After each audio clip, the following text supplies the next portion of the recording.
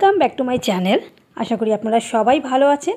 আর এখনও পর্যন্ত আমার যে সমস্ত বন্ধুরা আমার চ্যানেলটাকে সাবস্ক্রাইব করতে ভুলে গেছেন তাদের বলবো এক্ষুনি চ্যানেলটাকে সাবস্ক্রাইব করে অল বাটনে ক্লিক করলে সমস্ত রকম রোজকার নতুনত্ব আপডেট কিন্তু আপনারা পেয়ে যাবেন।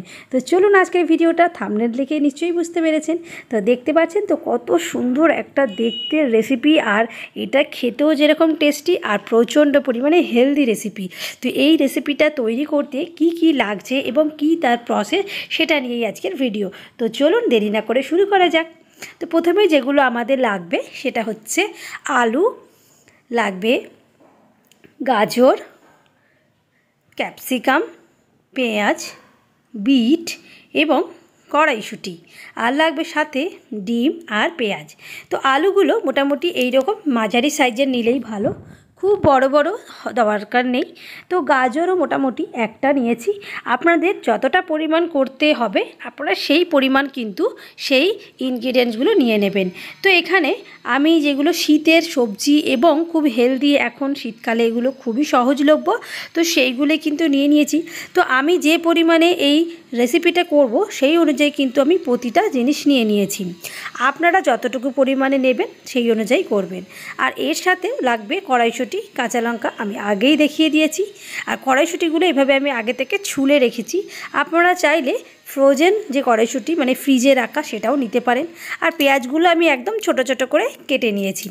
বাকি জিনিসগুলো এবার কাটতে হবে। তো প্রথমেই গাজরের ওপরের খোসাটা সুন্দর করে ছাড়িয়ে নিতে হবে। যেহেতু এগুলো মাটির তলার জিনিস, সেগুলো ওপরে কিন্তু একটু ময়লা বা আস্তরণ একটা থাকে, তো সেইটা আপনারা ফেলে দেবেন। আর এইখানে যে মধ্যে দেখুন যেগুলো একটা ওপরে স্কিনটা হালকা করে পাতলা করে আমি এগুলো ছুলে নিচ্ছি।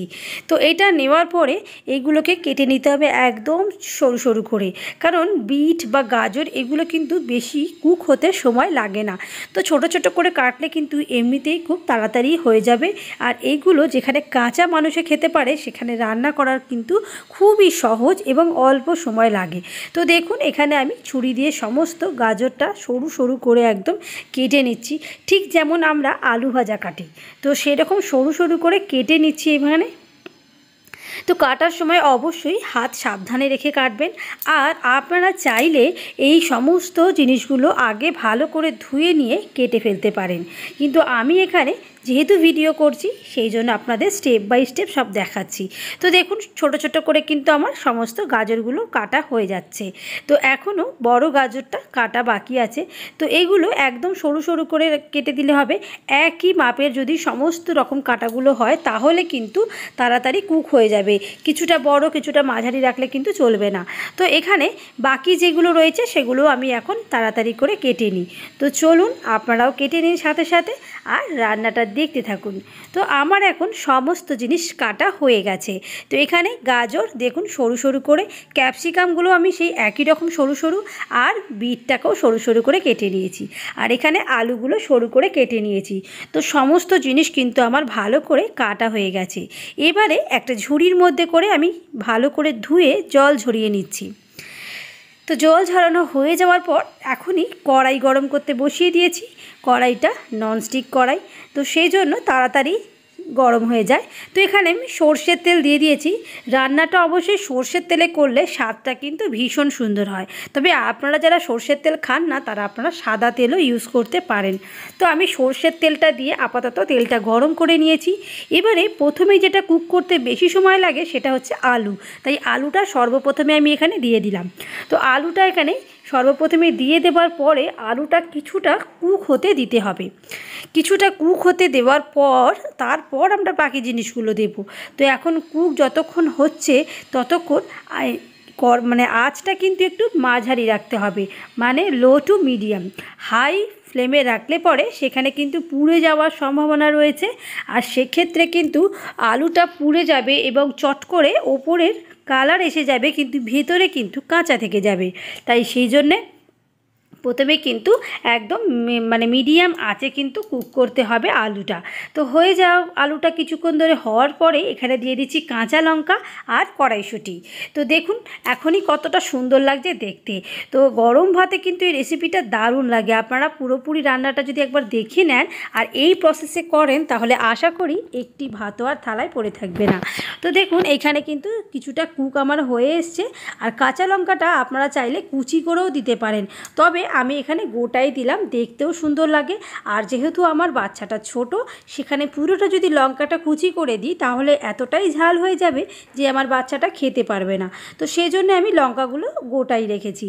আর এবারে আমি এখানে বিট, গাজর আর ক্যাপসিকাম সবকটাই দিয়ে দিলাম, কারণ আলুটা যেহেতু মাঝারি আমাদের কুকিং হয়ে গেছে। তো এবারে বিট, গাজর আর ক্যাপসিকাম দিয়ে দেওয়ার পরে এখানে দিয়ে রাখলাম কেটে রাখা পেঁয়াজটা। তো পেঁয়াজটা আপনারা এখানে কম বেশি নিতে পারেন। আপনারা যারা পেঁয়াজ খান না, পুরোটাই নিরামিষভাবে করতে চান, সেক্ষেত্রে আপনারা পেঁয়াজটা স্কিপ করতে পারেন। আদারওয়াইজ পেঁয়াজ দিলে কিন্তু আরও স্বাদটা বেড়ে যায়। তো এখানে পেঁয়াজ দিয়েছি। আপনারা চাইলে ফোড়ন হিসেবে এখানে কালো জিরে দিতে পারেন। তো আমি এখানে আর কালো জিরে আজকে দিইনি। তো আমি আজকে একদম নর্মালভাবে করে দেখাচ্ছি। তো এখানে মোটামুটি অনেকটাই কুক হয়ে এসছে। এবারে আমরা এখানে দিয়ে দেব নুন দেওয়ার পরে দেব হলুদ গুঁড়ো। আর বিশেষ তেমন কিছুই আর মশলা এখানে লাগবে না, একদম সিম্পলের মধ্যে। আর সুন্দরভাবে রান্নাটা দেখুন হয়ে যাচ্ছে। তো এখানে প্রথমেই নুন দেওয়ার না কারণ হচ্ছে, প্রথমেই যদি নুন দিয়ে দিতাম তাহলে কিন্তু সবজি থেকে আগেই জল বেরিয়ে গিয়ে কড়াইয়ে তলাটা ধরে যাওয়ার সম্ভাবনা থাকতো। কিন্তু সেক্ষেত্রে কিন্তু নুনটা আমি পরে দিলাম, যাতে কিন্তু কড়াইয়ের মধ্যে কিন্তু কোনোভাবেই আর সবজিগুলো আটকে থাকবে না বা কড়াইয়ে লেগে যাবে না। তো দেখুন এখন কিন্তু মোটামুটি আমাদের প্রায় হয়েই এসছে। আর দেখতেও দেখছেন অসাধারণ লাগছে, কত সুন্দর। এইবার আসল জিনিসটা আমাদের করতে হবে। তো এবারে দেখুন কড়াইয়ের এই মাঝ বরাবর একটু ফাঁকা করে নিয়ে এখানে দিয়ে দিলাম আর একটুখানি সর্ষের তেল, আর একটা দিয়ে দিলাম ফেটিয়ে রাখা একটা ডিম। তো এই ডিমটার মধ্যে অল্প একটু নুন দিয়ে নিয়েছি। তো দিয়ে দেওয়ার পর এই মিডল পোর্শনে কিন্তু আমি দিয়ে দিলাম এই ডিম ফেটানোটা। তো এইখানে ডিম ফেটানোর পরে সঙ্গে সঙ্গেই কিন্তু নাড়াতে হবে না, একটুখানি 2-4 মিনিট একটুখানি এখানটা রেখে দেওয়ার পরে যখন ডিমের তলাটা আস্তে আস্তে একটুখানি বয়েল হয়ে আসবে বা কুক হয়ে আসবে, তারপরে কিন্তু এটা খুন্তি দিয়ে ঠিক এভাবে যেভাবে আমি দেখাচ্ছি সেইভাবে ভালো করে কিন্তু কিছুক্ষণ নাড়াতে হবে। তারপরে সমস্ত রকম সবজিটার সাথে এটা একদম পুরো মাখিয়ে দিতে হবে, যাতে ডিমটা মধ্যে মধ্যে সবজির মধ্যে ঢুকে গিয়ে তার মধ্যে কিন্তু একটা ডিমের যে আমলেট কুচি যেরকম হয় ঠিক সেই রকম লাগে।